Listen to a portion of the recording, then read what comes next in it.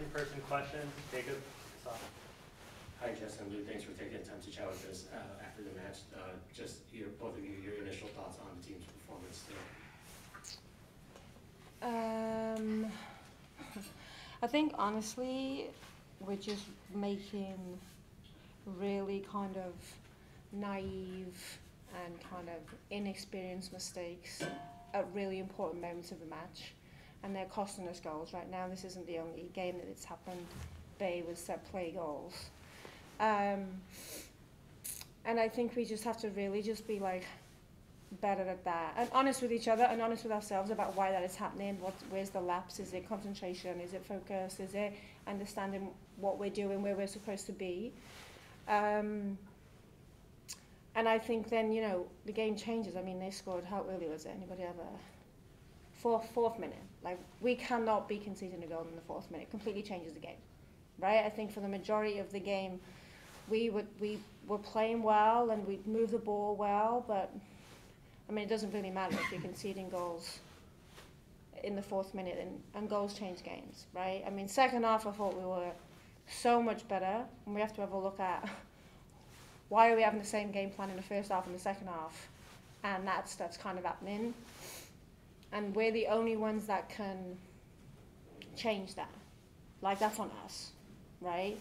But I think the good thing about the second half is we can leave that game knowing that, like, we can do this. Like, we have good enough players for this. We know exactly what we're supposed to do, and when we do what we're supposed to do, we're dangerous. We control games. We do this. We do that.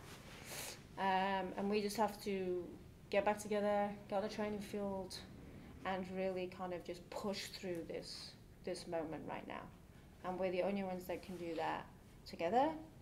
And there's still plenty of time, right? I mean, we've been in this league for long enough to understand that there's still plenty of time to get exactly where we want to get to. So I think this is a really good game for us to kind of just like hone in on why.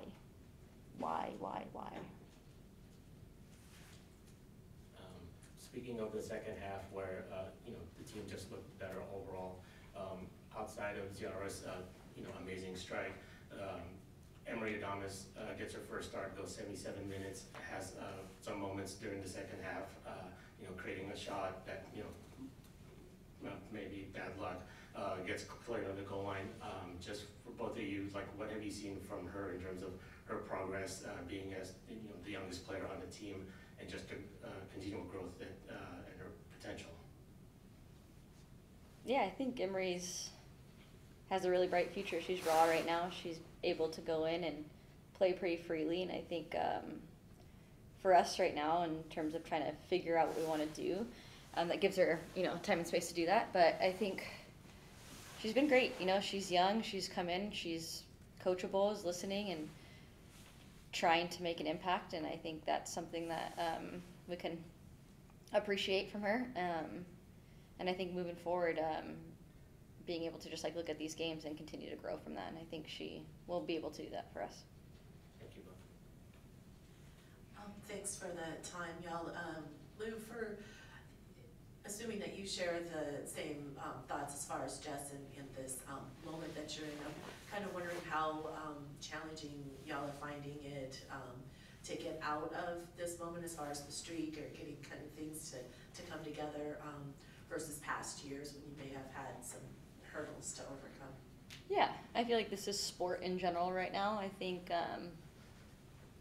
honestly, we've kind of had a history of starting slow in this league and then finishing strong. So it's really nothing new. I mean, obviously, you feel the pressure in these games and you want to win and you want to perform, but we need to start, like Jess said, looking at ourselves, being able to watch film, watch these games, and make sure we can figure out why a second half of this game is completely different than the first, and continue to build off that. And like she said, it's there. Like, we've seen it, we've seen glimpses, so we just need to figure that out. And I think that's a collective, but definitely from the players. And I think moving forward, that's something that's going to come for both of us as well.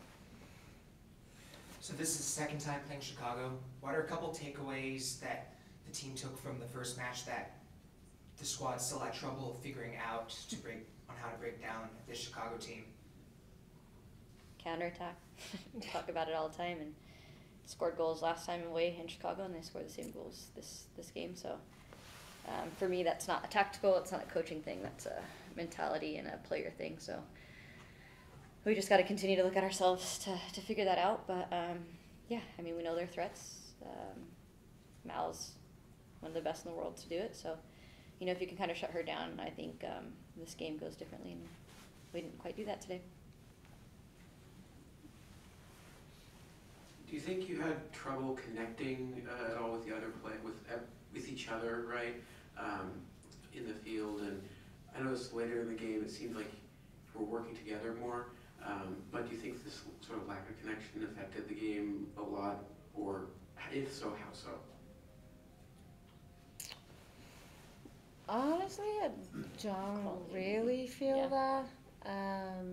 If that's how it looked, then I need to, I don't know, maybe I need to rewatch the game to see that.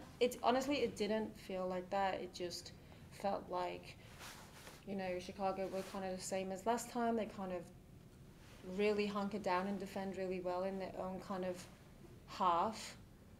And when teams do that, you know, you're never always going to get everything right. You know, you're never always going to get, I don't know, 100% passing, because you need to try and break them down, right? So you need to take risks. The difference is, like, we were, whenever they won the ball or whenever they cleared across or whatever, we weren't set up to keep a consistent amount of pressure on them until the second half. They would clear it, they would pick up the ball, and then we'd have to run 50 yards to try and do it.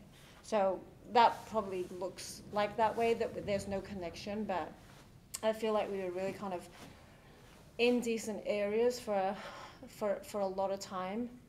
It's just then, like, quality at the end of the day. What's your cross like? Where's your runs? Are you bringing it back to kind of connect? Like, it's just that stuff, and it's always hard against a team they're kind of a little lower than if they're in a mid block. And I feel like in the second half, they were kind of more open, and we were probably getting more runners, honestly, from deep, you know, to really drag them, and I think that opened up space.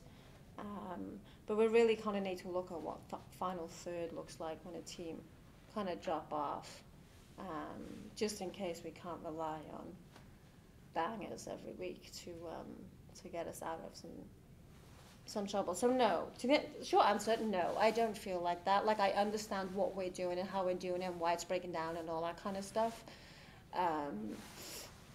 It's just in this league, you know, teams are organized, they're structured, they're very good at what they do, you know, and we need to find an extra bit of quality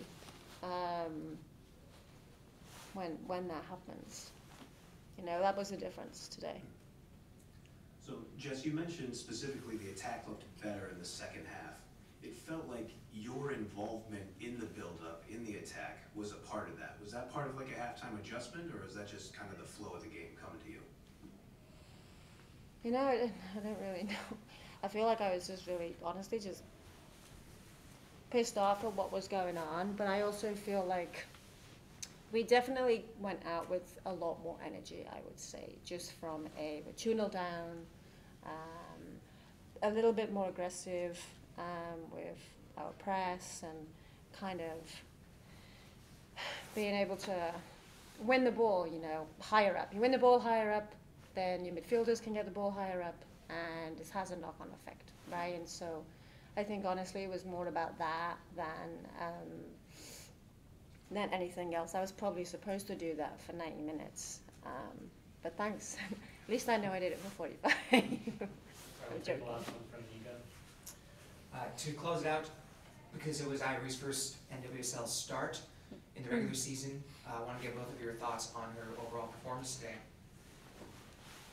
Yeah, I think for me, Laurel's been one of the most professional players on the team. She's supported Claudia, Maya, and the little goalkeeper union, and she's always pushing herself, pushing Claudia to, you know, forever be ready for one of these games like this. And it's really unfortunate what happened to Claudia, and it's tough on the team. But I think, you know, having a second goalkeeper that's come in and, you know, is prepared is half the battle, I think, for the rest of the team. And I think she came in and, you know, she made some big saves. I think the goals that went in are not on her. They're great finishes. But yeah, I think she played really well. She was confident. She was loud. She got good distance on goal kicks, and you know, was able to. It's hard to do. I don't think people understand how hard that is for goalkeepers that get no minutes ever. Right? She's never played in a league game, and this is her first coming in. So yeah, overall, I thought she did really well. Yeah, thanks everyone. Thanks, Jess. Thanks, Lou. Yeah, thank you. Thanks, Jess.